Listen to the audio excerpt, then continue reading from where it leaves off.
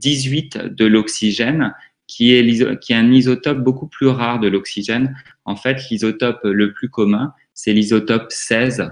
Donc, en gros, il y a une différence de poids entre les deux, puisque l'isotope 18, eh ben, il doit avoir 2 neutrons, du coup, en plus. Donc, à la première suspension de chlorelle, en fait, ils fournissent de l'eau, de l'H2O, mais qui est formé en fait de cet isotope 18 de l'oxygène. Alors que le CO2 qui est fourni à cette première suspension de chlorelle, c'est du CO2 qui contient l'isotope classique, l'isotope 16. Ils les mettent à la lumière, les chlorelles font de la photosynthèse et ils regardent en fait les produits de la photosynthèse. La photosynthèse produit de l'O2 et produit aussi des glucides. Et les glucides sont formés en fait d'oxygène 16, alors que l'O2 est formé d'oxygène 18. Hein, donc c'est du dioxygène finalement lourd. Ce qui signifie que du coup, Ruben et Kamen ont tracé en fin de compte les atomes d'oxygène lors de la photosynthèse. Ça veut dire que les oxygènes de la molécule d'H2O finissent à la fin de la photosynthèse dans le dioxygène. Ils font l'expérience parallèle. En parallèle, ils font une autre expérience où cette fois-ci, c'est le CO2 qui contient l'isotope O18 et l'eau, H2O, contient cette fois-ci l'isotope 16. Ils sont toujours sur une suspension de chlorelle, ils la mettent à la lumière pour réaliser du coup la photosynthèse. Et là, à la fin, c'est pas le dioxygène qui est lourd, mais ce sont les glucides qui sont lourds. C'est-à-dire que ce sont les glucides qui sont formés des oxygènes 18. Donc ça montre à ce moment-là que finalement, l'oxygène qui est dans le CO2 finit finalement dans les glucides et non pas dans H2O. Alors, cette expérience, elle vous montre, en fait, elle vous permet d'adapter finalement l'équation de la photosynthèse. La photosynthèse, en fait, l'équation que vous avez appris au lycée, c'est 6CO2 plus 6H2O donne C6H12O6, autrement dit la formule finalement d'un exose, d'un glucide, plus 6O2, qui est du coup le déchet. Et finalement, avec l'expérience de Ruben et de Kamen, on peut adapter finalement cette équation bilan, puisque si les oxygènes de la molécule d'eau finissent dans l'O2, dans le dioxygène, comme en produit on a 6O2, ça veut dire qu'il nous faut du coup 12 atomes d'oxygène. Sur le cours, je les ai mis en rouge. Et ça veut dire qu'il nous faut forcément comme réactif 12 molécules d'H2O pour avoir ces 12 oxygènes. Et à ce moment-là, pour équilibrer mon équation, vous avez vu que j'ai mis 6CO2 comme l'équation du lycée, qui donne du coup du C6H12O6. Et là, cette fois-ci, mes atomes d'oxygène, je les ai mis en vert. Et il faut que je rajoute à ce moment-là 6 molécules d'H2O pour pouvoir équilibrer mon équation. En tout cas, Ruben et Kamen, ils montrent finalement que il y a d'un côté l'oxydation de H2O qui donne de l'O2. Ça veut dire que du coup, l'eau, comme elle se fait oxyder dans la photosynthèse, c'est elle qui donnera des électrons. On verra même que ce seront vous verrez dans le cours d'aujourd'hui, c'est le donneur initial d'électrons et aussi de protons, d'H+. Et en parallèle, on a la réduction en fait du CO2, qui donne du coup du C6H12O6, des glucides. Donc, CO2 donne C6H12O6. En fait, le CO2 a accepté finalement des électrons et des protons.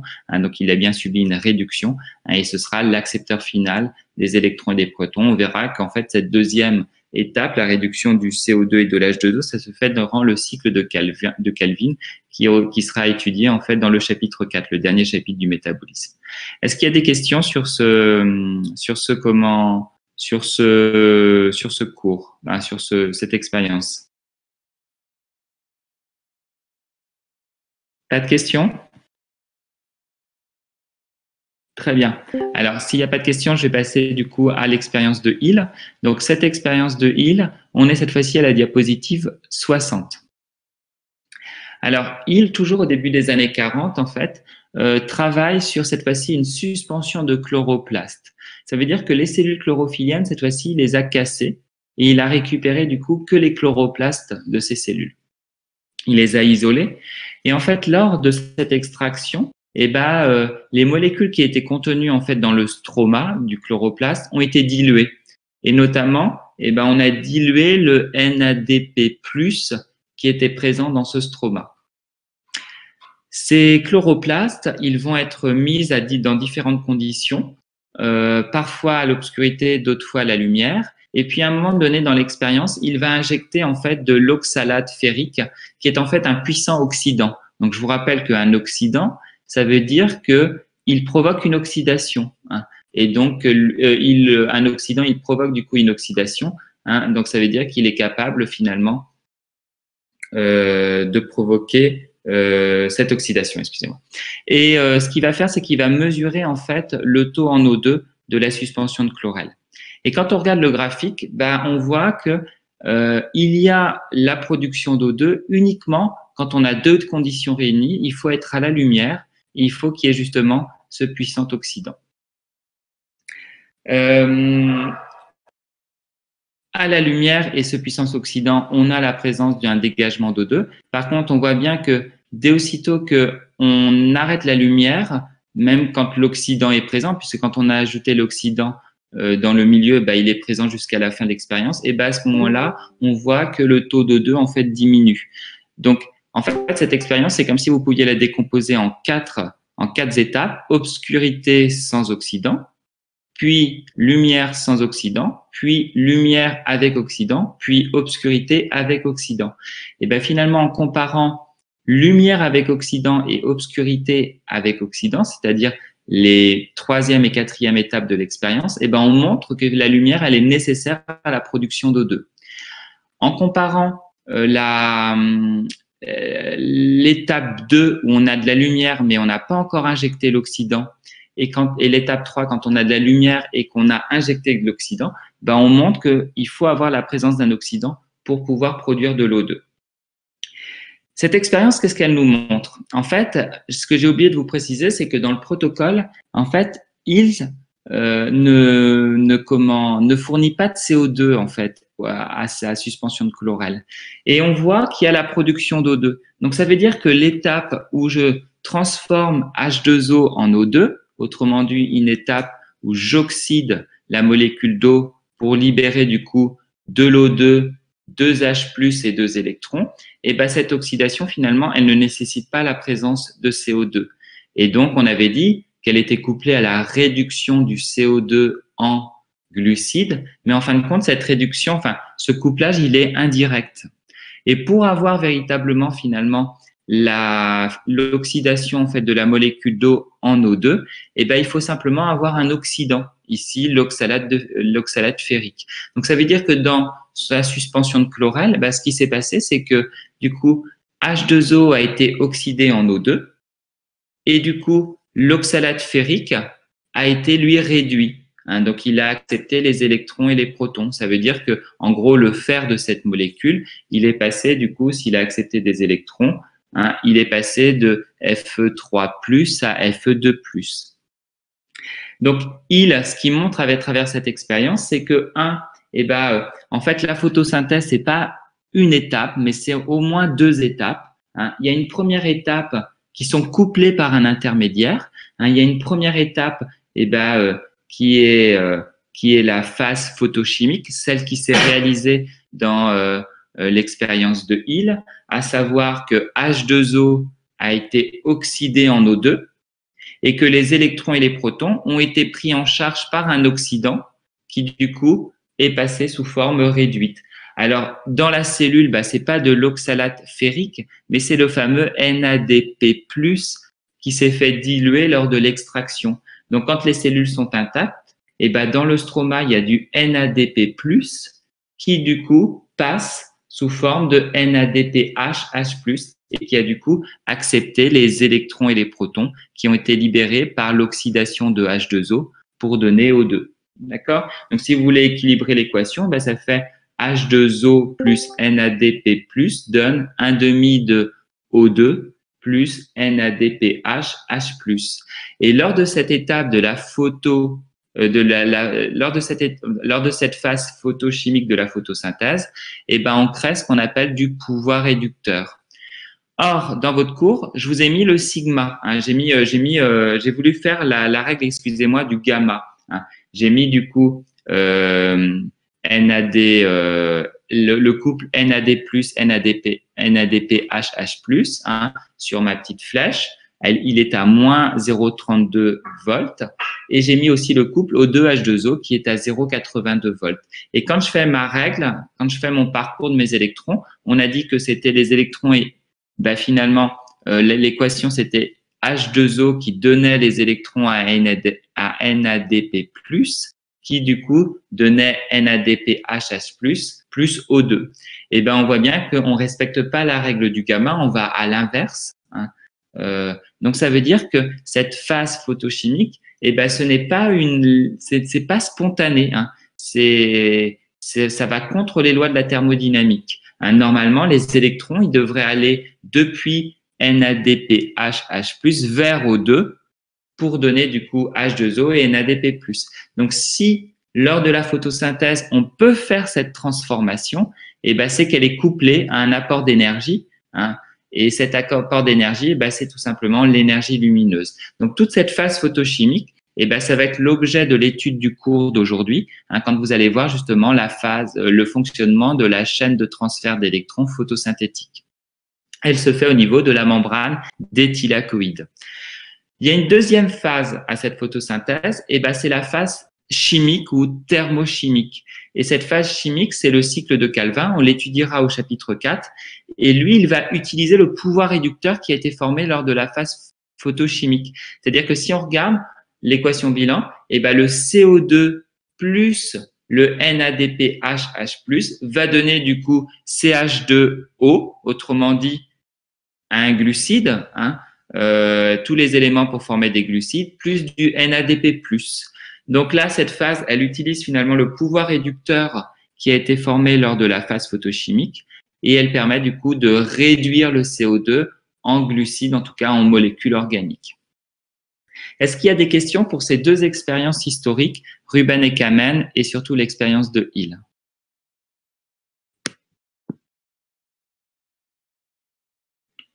Pas de questions? C'est bien compris? Alors, ces deux expériences, il faut être capable de les comprendre et de les expliquer. Hein, elles font vraiment partie du programme. Hein, c'est une des rares parties où on exige des expériences à connaître, hein, cette partie sur le métabolisme.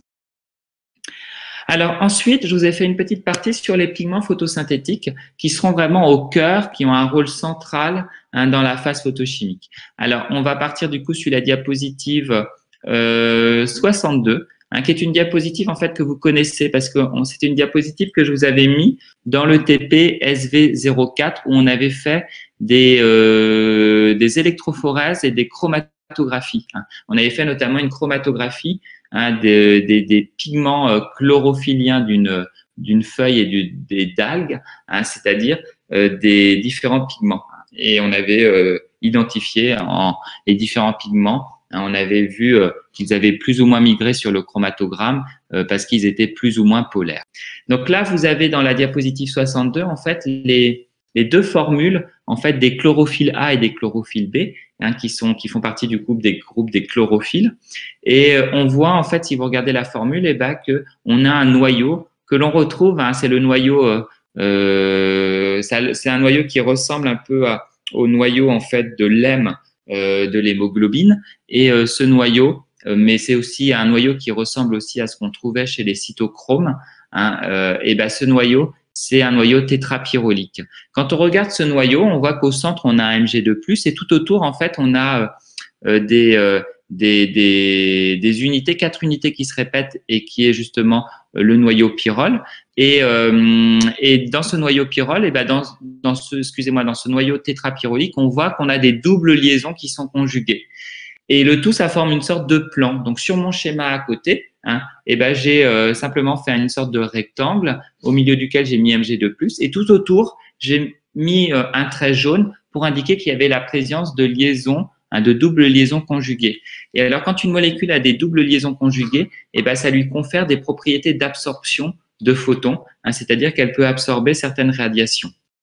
De l'autre côté, hein, si vous regardez de nouveau la formule, vous voyez qu'à un moment donné, sur d'ailleurs le noyau pyrrole 4, eh ben, on a C20H39. Ça veut dire que là, il y a, après cette fonction-là, cétone CO, eh ben, on a une très, très longue queue, aliphatique, hein, hydrogénocarbonée, hein, et donc que des CH2, CH2, CH2 et tout à la fin CH3. Et cette longue queue qu'on appelle une queue phytole, eh ben, elle est hydrophobe et elle permettra en fait à la chlorophylle d'être plantée et d'être insérée dans la bicouche lipidique de la membrane des thylakoïdes. Donc j'ai mis une sorte de clou avec une tête plate pour illustrer le lien structure-fonction finalement des chlorophylles.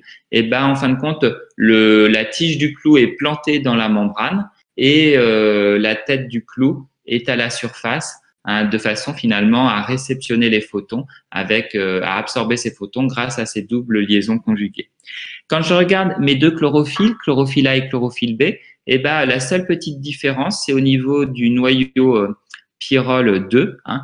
On avait vu ça en TP, et ben la chlorophylle A, elle a CH3, alors que la chlorophylle 2, elle a COH, autrement dit une fonction aldéhyde. Donc, en ayant une fonction aldéhyde supplémentaire, la chlorophylle B, eh ben, elle est un peu moins apolaire, un peu plus polaire finalement que la chlorophylle A. Pour les caroténoïdes, si je regarde la diapositive 63, eh ben, je vois que mes caroténoïdes comme le bêta-carotène ou comme les xanthophiles, eh ben, ils sont constitués à peu près de la même chose. C'est-à-dire qu'en fait, c'est une unité qui se répète, qu'on appelle l'isoprène, et au bout desquels, une fois qu'on a terminé cette répétition, donc ici, il doit y avoir chez les caroténoïdes 4 unités isoprènes qui ont été polymérisées, et aux deux extrémités, on a des noyaux, hein, à 6 côtés, hein, qui contiennent que des C, des H, mais qui contiennent aussi une double liaison. Donc, on voit en fait que cette molécule, globalement, enfin, elle est complètement apolaire, hein. Il n'y a pas de liaison polarisée dans cette molécule-là. Donc, c'est une molécule qui sera véritablement hydrophobe. Et lors de notre chromatographie, je vous rappelle, elle avait migré le plus haut, hein, elle avait été entraînée par ce solvant qui était non polaire, apolaire. Donc ici, pareil, on voit bien qu'on a des doubles liaisons conjuguées, ce qui va conférer à la molécule en fait des propriétés d'absorption, hein, des photons. Hein, donc elle aussi, le bêta-carotène, mais comme les xanthophiles, les caroténoïdes de façon générale, en fait, ont des capacités d'absorber des photons. Est-ce qu'il y a des questions sur ce lien structure-fonction pour les pigments?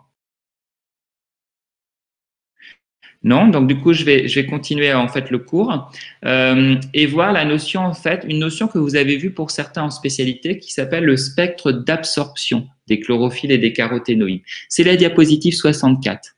En fait, on peut isoler en fait chacun des pigments. Par exemple, là, on a isolé la chlorophylle A, on en a fait une solution de chlorophylle A. On a isolé la chlorophylle B, on en a fait une autre solution et on a isolé en fait les caroténoïdes et donc les bêta-carotènes, par exemple, et les xanthophiles, et on en a fait une troisième solution. Et puis ensuite, ces solutions, elles ont été mises dans des spectrophotomètres qui va envoyer en fait une longueur d'onde donnée. Donc, il va envoyer 400 nanomètres, puis ensuite 401 nanomètres, puis une radiation à 402 et ainsi de suite jusqu'à 700. Et pour chacune des radiations, il connaît la quantité qu'il a envoyée d'énergie, d'énergie, et il mesure la quantité d'énergie qu'il reçoit, enfin qui traverse du coup la solution. Et la différence, c'est la quantité d'énergie du coup qui a été absorbée par les pigments. Et ensuite, on trace du coup, grâce à nos points, on trace du coup le spectre d'absorption et on se rend compte que ma chlorophylle A, hein, en termes d'absorption, elle absorbe préférentiellement deux types de longueurs d'onde, des longueurs d'onde qui sont situées autour, on va dire, de 430, 440, hein, autour du bleu finalement, et des longueurs d'onde autour de 670, des longueurs d'onde rouges. En fait, il y a une longueur d'onde qu'elle n'absorbe pas, les chlorophylles. Alors, la chlorophylle B, c'est à peu près la même chose. Et vous voyez bien que vous êtes un tout petit peu plus proche de 500 pour le pic d'absorption de la chlorophylle B et un tout petit peu plus proche de 650 pour le pic d'absorption de la chlorophylle B. Hein. Et du coup, on a des longueurs d'onde qui sont absolument pas absorbées, c'est les longueurs d'onde au niveau du vert. Et donc, vous comprenez pourquoi une solution de chlorophylle A ou de chlorophylle B, eh ben, ça va être vert puisque ce sont les radiations qui ne sont pas absorbées. Pour les caroténoïdes, eh ben là, les absorptions sont surtout situées autour du violet et du bleu, hein, et des longueurs d'onde qui sont absolument pas, un petit peu aussi au vert, et des longueurs d'onde qui sont absolument pas absorbées, ce sont notamment les jaunes et les rouges. Et ben les caroténoïdes, ils ont cette couleur-là. Le bêta-carotène, c'est orange, par exemple. Les xanthophiles sont aussi orange ou rouge. D'ailleurs, au passage, vous comprenez pourquoi les feuilles sont vertes des arbres, puisqu'ils contiennent essentiellement des chlorophylles et assez peu de caroténoïdes. Donc, du coup, les longueurs d'onde qui finalement sont non absorbés par les feuilles, et ben, ce sont finalement le vert. Hein. Et puis à l'automne, les premiers pigments qui sont dégradés, et ben, ce sont les chlorophylles. Donc il reste plus que les caroténoïdes. Et du coup, ben, les couleurs des feuilles à l'automne, quand elles ont perdu leur chlorophylle, et ben, elles ont plus que les caroténoïdes. Donc elles absorbent beaucoup le violet, beaucoup le bleu et un peu le vert. Et donc ce qui reste, les longueurs d'onde qui passent, du coup, qui sont renvoyées à nos yeux, et ben c'est du jaune, c'est du rouge, c'est avec un peu de vert et ça fait un peu de marron. Vous comprenez du coup l'évolution de la couleur des feuilles en fait à l'automne. Sur ce spectre d'absorption, est-ce qu'il y a des questions?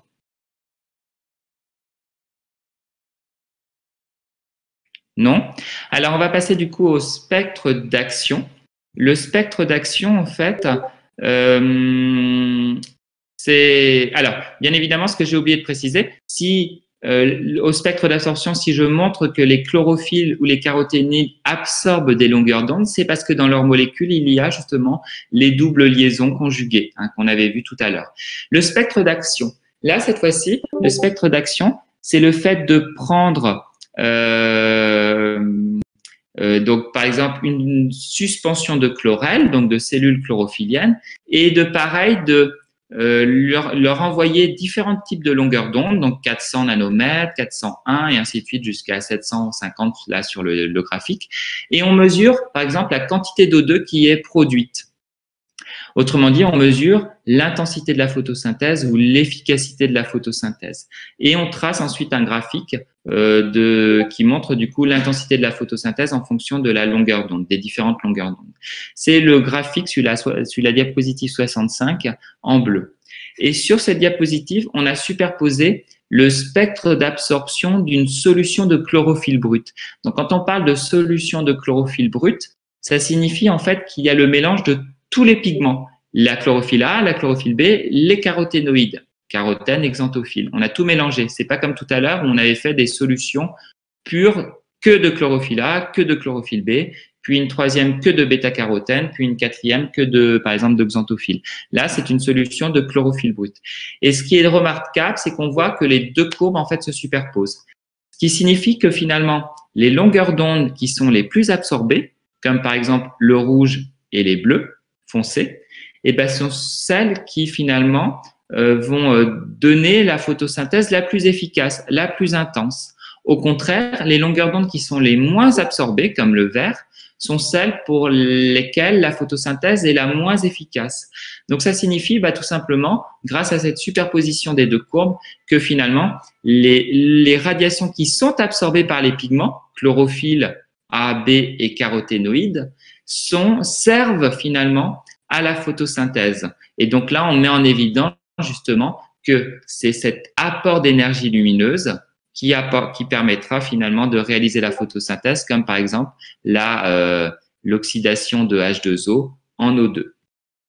Est-ce qu'il y a des questions sur ceci? Ah oui, j'ai oublié de préciser. Alors justement, puisque nos pigments, en fait, ils absorbent de l'énergie lumineuse et qu'ils permettent de fabriquer des glucides qui est de l'énergie chimique, eh ben, on voit que ces pigments, on peut dire que ce sont des molécules qui sont transductrices. Transductrice, ça veut dire qu'on change quelque chose en autre. Hein, il y a un passage. Donc là, il y a un passage d'une forme d'énergie à une autre. Pas de questions? Alors, la dernière partie du coup de ce nouveau cours, c'est une partie sur justement le devenir du photon excité quand il est absorbé par le pigment. Alors, je vais à la diapositive 66. Dans cette diapositive, j'ai considéré deux photons, un photon bleu et un photon rouge. Le photon rouge, en fait, il a une longueur d'onde plus importante que le photon bleu, et ben du coup, il aura moins d'énergie. Il y a une loi, la loi de Planck, je crois, vous demanderez à Monsieur Pelletier sinon, qui relie justement cette longueur d'onde et la quantité d'énergie qui est portée par un photon. Donc en gros, plus le photon a une longueur d'onde grande et moins il porte d'énergie. Donc là, le photon bleu, qui a une petite longueur d'onde, va contenir beaucoup d'énergie, le photon rouge un peu moins. Il arrive sur un pigment, le pigment 1, j'ai mis sur mon graphique. Ce pigment 1, il est dans un état normal. Autrement dit, avant, tous ces électrons sont sur la bonne orbitale. Ils sont sur ce qu'on appelle un état fondamental. Et ben, en absorbant ce photon, le pigment va se faire exciter. Et à ce moment-là, un des électrons de ce pigment va quitter son orbitale et va rejoindre une orbitale un peu plus éloignée du noyau. Donc, sur une orbitale qui est finalement d'un niveau énergétique supérieur, on dit à ce moment-là que le pigment a été excité. Alors, si il rejoint une orbitale qui est peu loin du noyau, il sera excité, mais pas énormément. Et si l'orbitale est beaucoup plus loin, il sera beaucoup plus excité. En fait, le photon rouge permet d'exciter un peu le pigment et du coup, l'électron passe d'un état fondamental à un état excité inférieur. Alors, ça veut dire en fait tout simplement qu'on n'est pas au maximum, alors qu'un photon bleu qui apporte beaucoup plus d'énergie, eh ben on voit que ma flèche a fait monter mon pigment. Le pigment, je l'ai noté par une petite étoile pour indiquer qu'il est excité. Et là, cette fois-ci, l'électron est passé sur une orbitale beaucoup plus éloignée du noyau. Donc, on est à un état excité supérieur, de niveau supérieur, si vous voulez, par rapport au niveau inférieur suite à la réception, à l'absorption d'un photon rouge. Voilà, là on a un pigment 1 qui est excité. Alors si justement il a été excité par un photon bleu, il est à un niveau d'excitation supérieur, et ben il va redescendre en fait à un niveau d'excitation inférieur, donc finalement au même niveau que quand on avait eu l'absorption d'un photon rouge, et la dissipation d'énergie, la perte d'énergie se fera tout simplement par de la chaleur. Donc en gros par de l'énergie thermique. C'est ce que j'ai mis, dissipation thermique. À partir de là, c'est ça qui nous intéresse. Là, on est au pigment numéro 1, au pigment 1 excité avec la petite étoile. On est au niveau intermédiaire, état excité inférieur, et il va falloir redescendre à l'état fondamental. Eh ben, on a 3 méthodes pour le faire. La première méthode, je crois que je l'ai illustré en fait dans la diapositive, c'est la diapositive 67. Et ben regardez ici, quand je mets une solution de chlorophylle, quand je l'éclaire avec de la lumière, et ben cette solution, elle nous renvoie sur l'image, on voit une couleur rouge, alors que la solution de chlorophylle normalement elle est verte. En fait là, ce qui s'est passé, c'est que les pigments se désexcitent, donc repassent à l'état fondamental en émettant un photon, mais un photon qui sera de moindre énergie, donc qui va être vert du coup avec une longueur d'onde encore plus grande et qui sera du coup de couleur rouge sombre. Et ben ce phénomène, c'est la fluorescence, ce qu'on appelle aussi la dissipation radiative. Et c'est ce qui se passe dans la diapositive 67. On a éclairé la chlorophylle et ben là les chlorophylles qui sont des pigments qui sont en solution et qui sont très espacés, eh ben, n'ont d'autre choix pour se désexciter que de réémettre un photon de longueur d'onde plus grande, donc de moindre énergie, qui va être dans du rouge sombre. C'est la fluorescence. C'est pas ce qui va se passer justement lors de la photosynthèse. Lors de la photosynthèse, en fait, on va avoir, et ben justement, d'ailleurs, je vois qu'il y a une bêtise dans mon diaporama, je vais le corriger. On va avoir non pas 4C mais 4B. C'est-à-dire que le pigment 1 va se désexciter, il va passer du coup à l'état de pigment 1, état fondamental, en transférant l'énergie à un pigment 2 qui va à son tour s'exciter. Donc pigment 1 étoile plus pigment 2 va donner pigment 2 étoile, il est excité, plus pigment 1. Le pigment 1 est désexcité. En gros, le pigment 1A, c'est désexcité en transférant l'énergie au pigment 2, s'ils sont suffisamment proches. Et ça s'appelle la résonance. Donc, sur la diapositive, eh ben, c'est pas 4C, mais c'est 4B. Je corrigerai du coup. Et les pigments, s'ils sont les uns à côté des autres, eh ben, ils vont se refiler du coup l'énergie.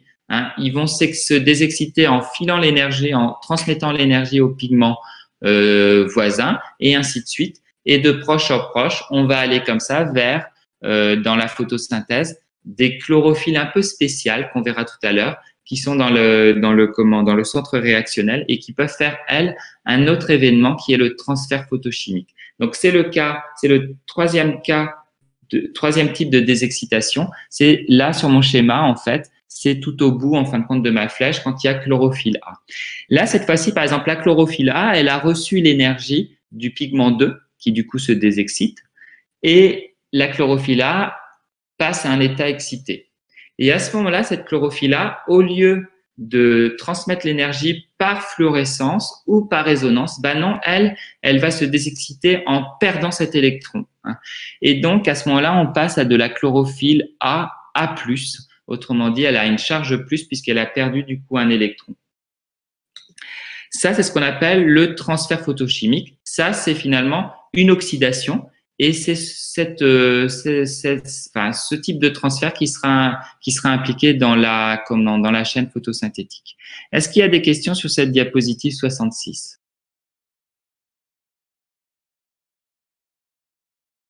Pas de questions? Oui. Alors oui. Vas-y, pardon. Je veux bien que vous repreniez la diapositive 68.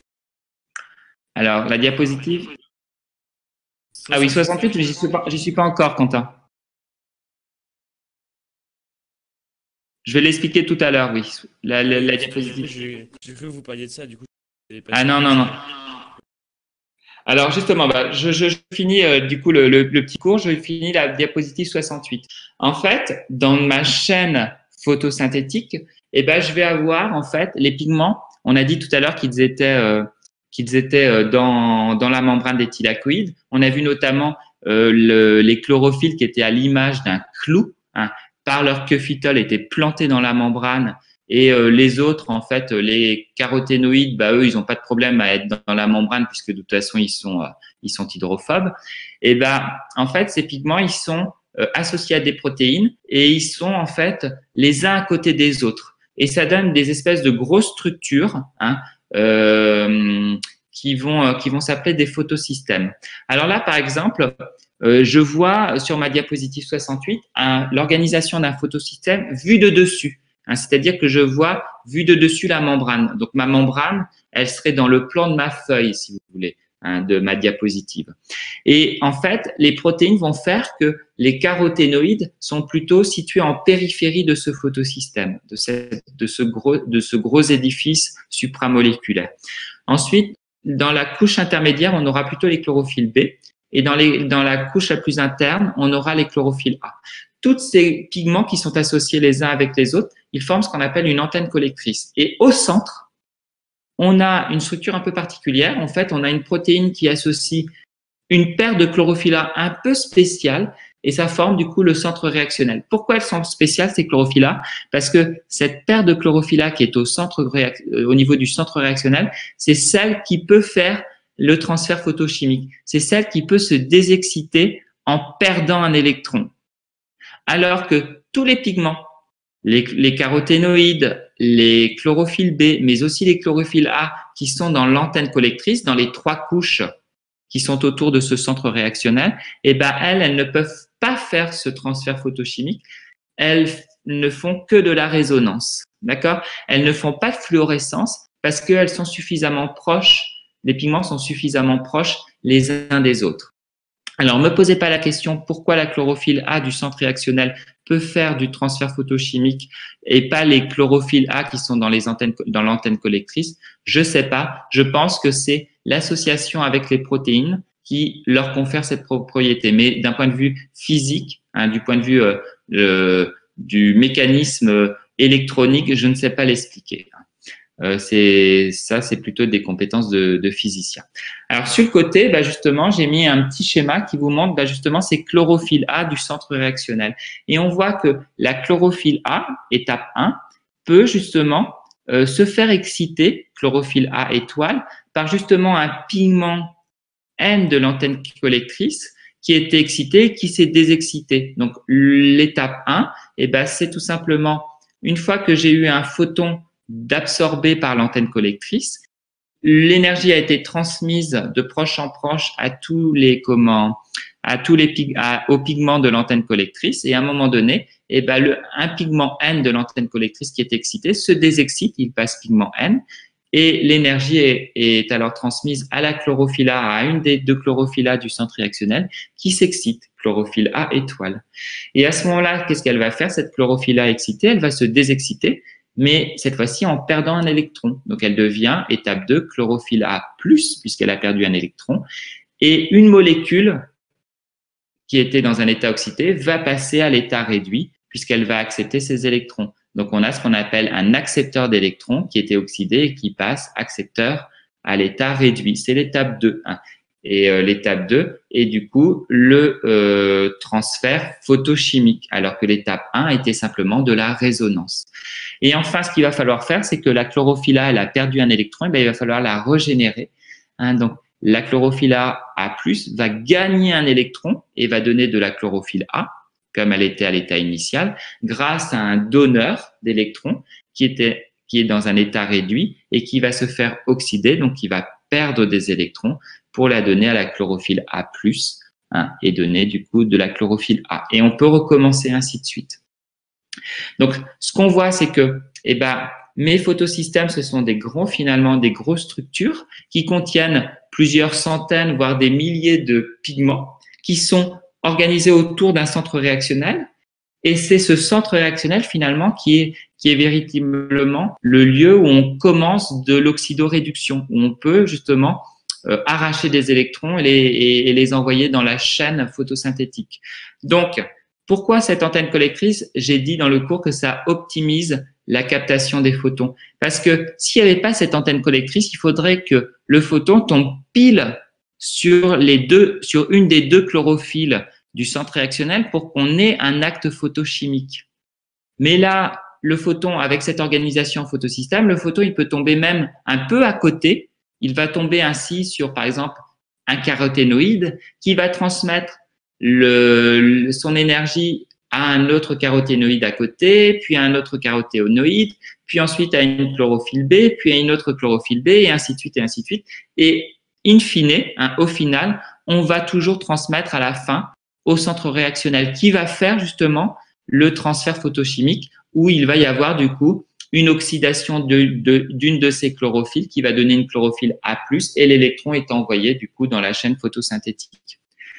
Donc, ça optimise finalement la collecte des photons. Au lieu que ça tombe pile sur le centre réactionnel, ça peut tomber à côté, ça finira l'énergie au niveau du centre réactionnel pour faire de l'oxydoréduction. Est-ce qu'il y a des questions?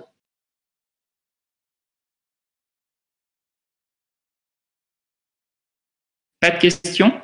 Donc, vous voyez que là, on a le cours en fait de ce que je vais vous demander à peu près chaque jour, et donc on a fini à peu près en 40 minutes. Donc, on pourra s'arrêter du coup à ce moment-là, et je vous laisserai à l'étude de votre cours ou de la physique ou des maths, ou bien sûr du français et de l'anglais. Je voudrais juste revenir sur la chaîne respiratoire.